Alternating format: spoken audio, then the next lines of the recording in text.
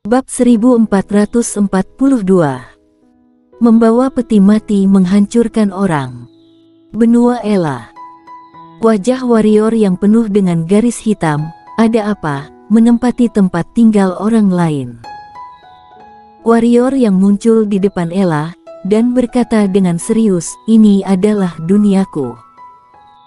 Ella mengerjap, lalu tersenyum dan berkata, "Aku tahu, tapi apa bedanya?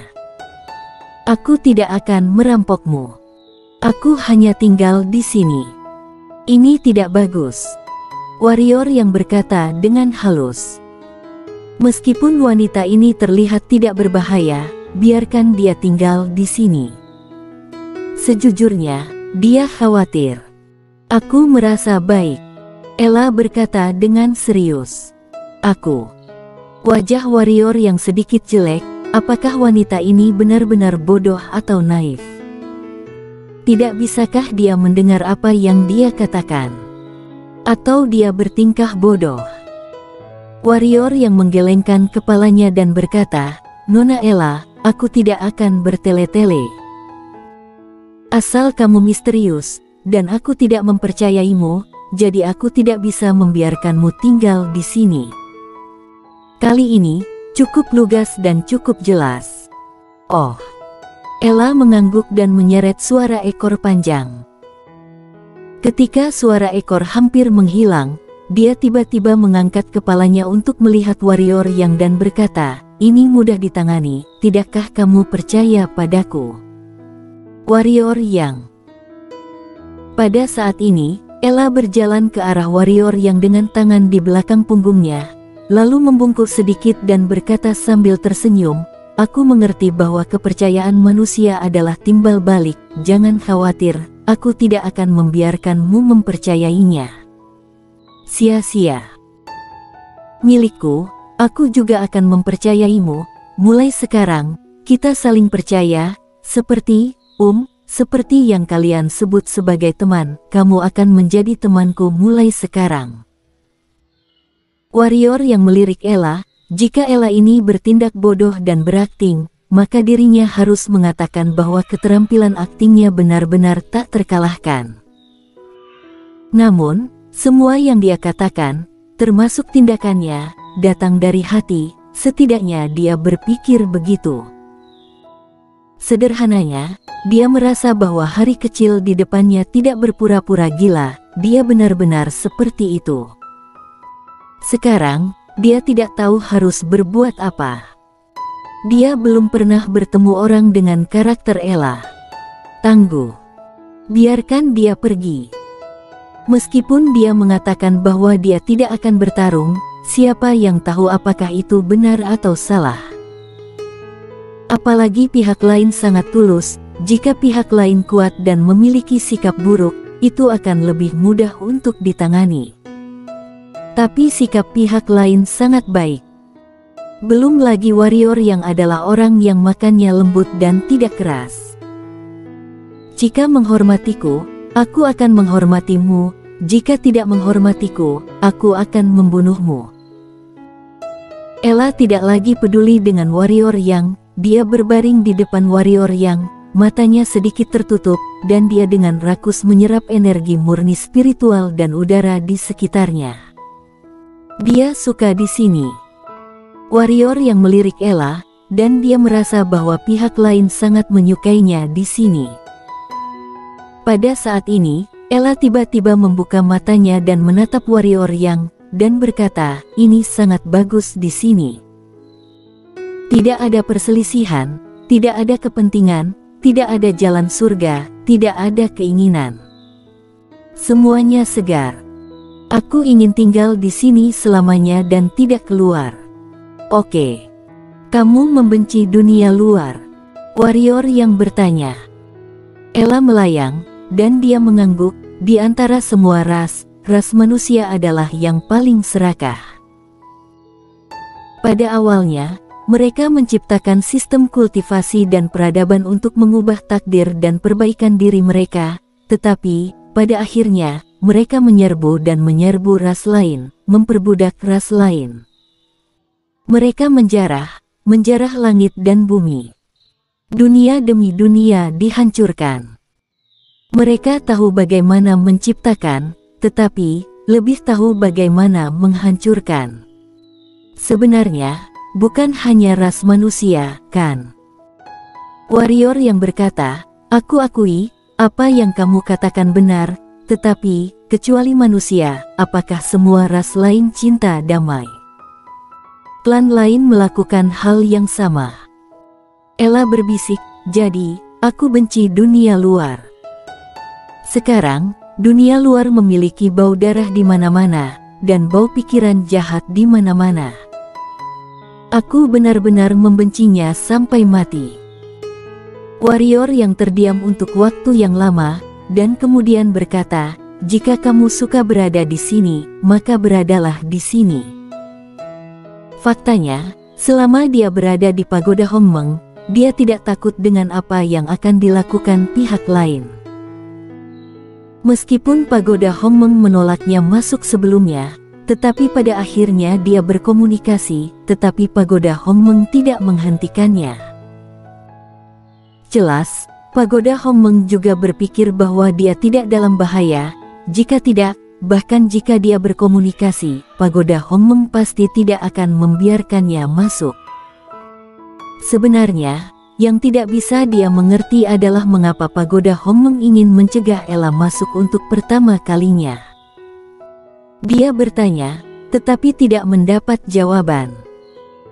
Pada saat ini, Ella tiba-tiba berjalan di depan Warrior Yang, dan kemudian meletakkan jari di dada Warrior Yang, berkata, "Kamu tahu, aku bisa merasakan kebaikanmu, tetapi pikiran baikmu tersembunyi.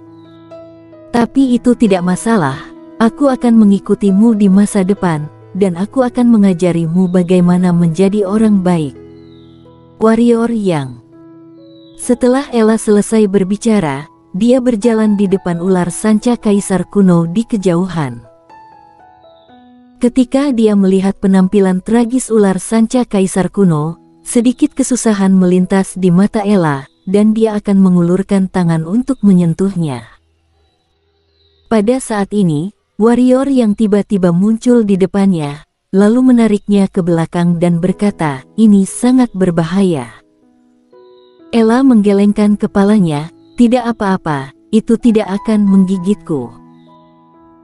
Berkata, dia melayang di depan piton kaisar kuno, dan pada saat ini, piton kaisar kuno membuka matanya, melirik Ella, dan segera, ada kedipan kebencian, tetapi segera, warrior yang menemukan, kemarahan menghilang. Sebagai gantinya adalah sedikit rasa ingin tahu. Ella dengan lembut menyentuh kepala kaisar piton kuno, lalu dia berbalik untuk melihat warrior yang, "Bisakah kamu melepaskannya?" Warrior yang menggelengkan kepalanya dengan tegas. Jika ular piton raksasa itu membiarkannya pergi, tentu saja dia tidak akan repot-repot menemukannya, tapi ternyata tidak, ular itu hampir memakannya.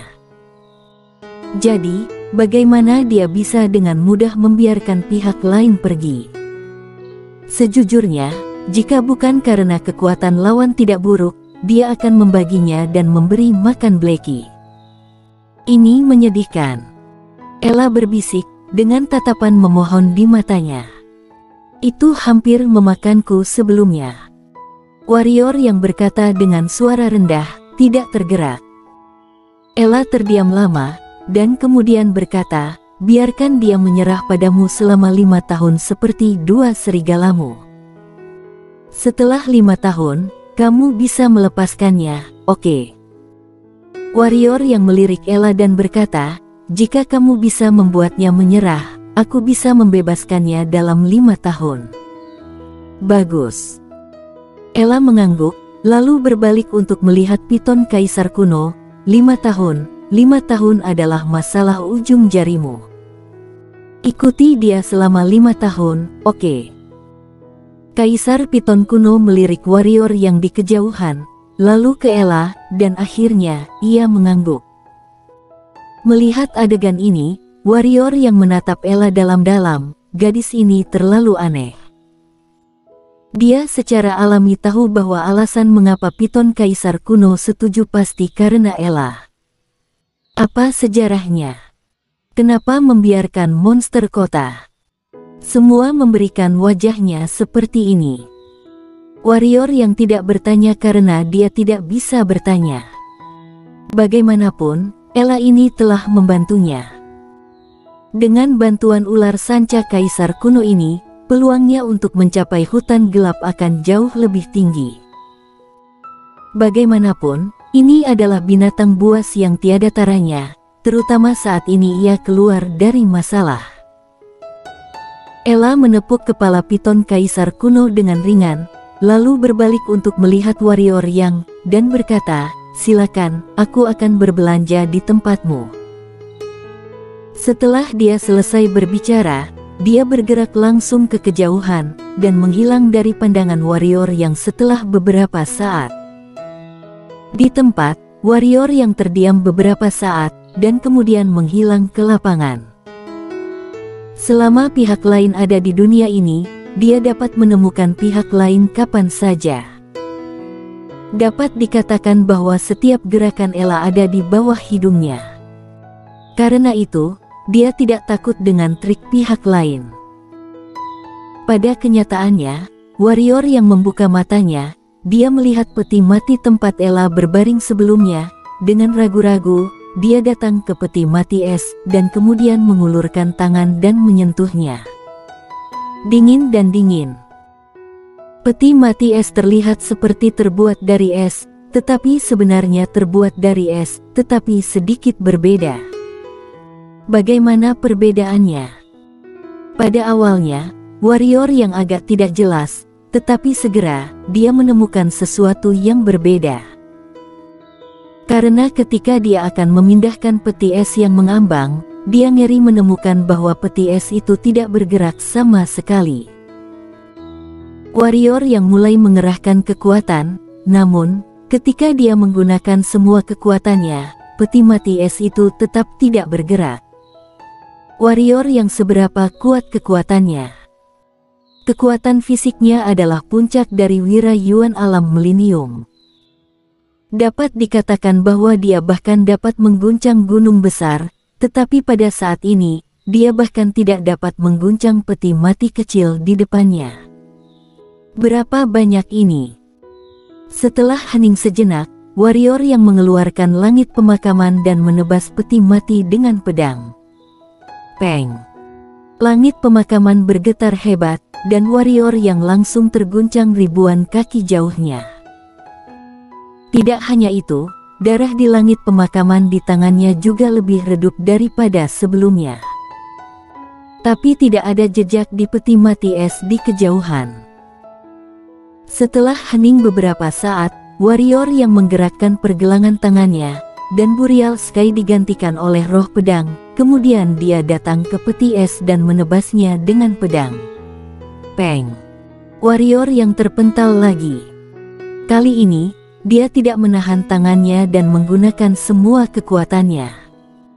Karena hal inilah kekuatan kejutannya begitu besar sehingga seluruh lengan kanannya mati rasa. Berdiri. Namun, saat ini, dia tidak peduli dengan lengan kanannya, tetapi melihat peti mati, dan ada bekas pedang kecil di atasnya. Melihat adegan ini, warrior yang sedikit mengangguk. Jika bahkan roh pedang tidak bisa memecahkan peti es, maka peti es akan terlalu menakutkan. Namun, peti mati es ini masih menakutkan. Roh pedang hanya bisa meninggalkan bekas pedang di atasnya, dan bekas pedang ini sangat dangkal. Ini bukan keras biasa. Namun, pada saat ini, peti mati es itu tiba-tiba bergetar sedikit, dan kemudian, bekas pedang yang telah dia potong sebelumnya menghilang. Itu menghilang begitu saja tanpa suara, seolah-olah tidak pernah muncul. Melihat adegan ini, ekspresi warrior yang menjadi sangat serius. Ini tidak hanya sulit, tetapi juga menyembuhkan diri sendiri. Ini bukan horor biasa. Pada saat ini, Warrior yang menyadari betapa konyolnya dia mengancam beruang putih dengan peti mati ini sebelumnya. Dapat dikatakan bahwa bahkan jika dia menebangnya, dia tidak dapat memecahkan peti mati es. Segera, senyum muncul di sudut mulut warrior yang. Karena peti mati es ini milik Ella, Ella ada di dunianya, singkatnya, itu miliknya. Setelah kekuatan fisiknya meningkat, peti mati es ini tidak akan banyak membantu dia. Itu bisa digunakan untuk pertahanan, dan juga bisa digunakan untuk menghancurkan orang. Jika digunakan untuk pertahanan, bahkan roh pedang hanya bisa memotong tanda dangkal. Pada saat kritis, dia bersembunyi di dalam, siapa yang bisa memecahkan peti mati es ini. Dan jika digunakan untuk menghancurkan orang, peti mati itu sangat berat sehingga jika peti mati jatuh, bahkan manusia batu dari Xishan akan dihancurkan. Harta karun bersambung.